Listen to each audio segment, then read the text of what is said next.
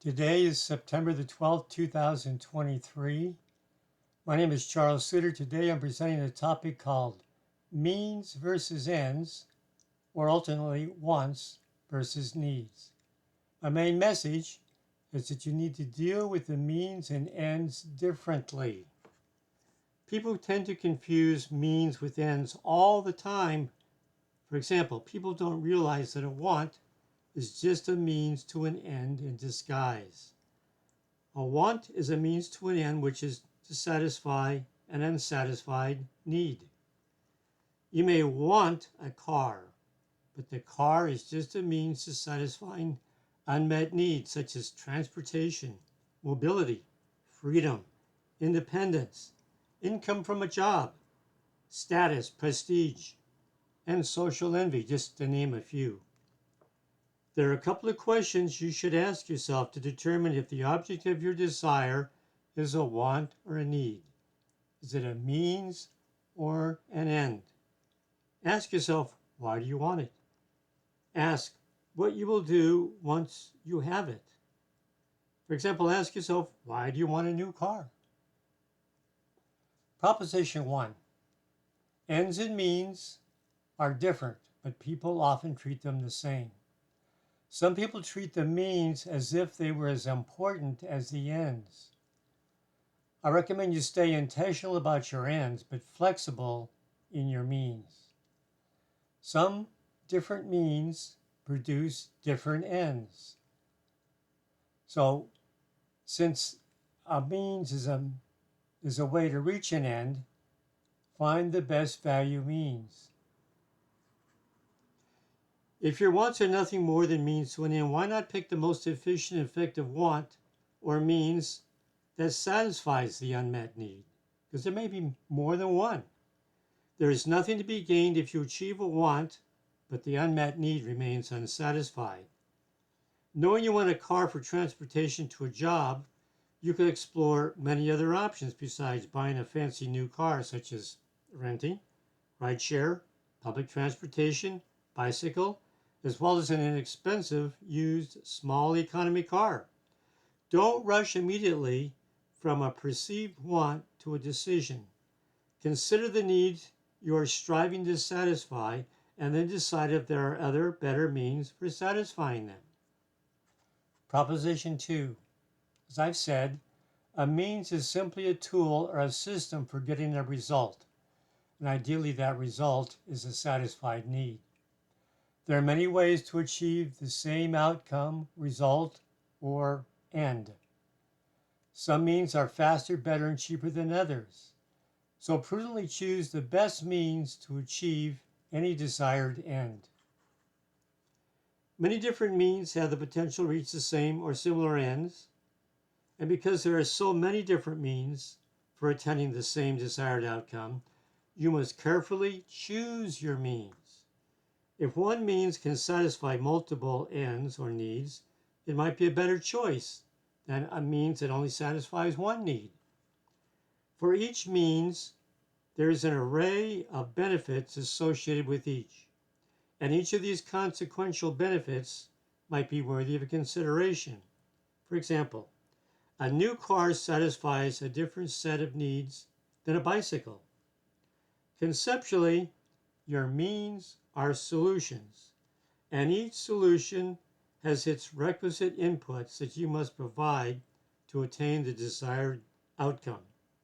For example, the input for a new car is money that you take away from your bank. Some means have a higher associated cost and time requirement as inputs, which place them at a disadvantage in the competition for selection. Theoretically, the less costly and time-consuming a means to an end, the more attractive is that means as a solution. Also, the more needs a single means satisfies, the more attractive is that means. So picking the best means to an end is a decision-making challenge. It's not as easy as it looks. Proposition 3. The end is the desired outcome produced by a means. Any outcome will require inputs in a process. So here's the formula. Inputs plus process equals an output. And hopefully that output will satisfy a desired end or a need. Different means and their processes require different sets of inputs. And again, inputs have a cost in time, maybe money. Selecting the best process or the means, same thing, is more important than the inputs because the inputs follow the process. Pick the right process, you might need fewer inputs. For every desired outcome or end, there are different ways to achieve it. The basic requirement for attaining any end are inputs in a process, and by process, again I mean means, for converting those inputs into outputs. Thus, every means includes not only a process, but also the inputs they require. Some processes or means require fewer and easier inputs and should be considered when deciding what process to select. Now, finally, outputs should also contain only the desired outcomes or ends and a minimum of unwanted side effects or collateral damage. Some process or means are overly toxic to both the people and the outer world and should be avoided. For example, if the desired one is a new car, then the side effects might include pollution, depletion of oil resources, cost of insurance, risk of accidents, and the expenses of maintenance. So pick a means with easy to get inputs, an efficient process for converting those inputs into desired output without any harmful side effects. My main message.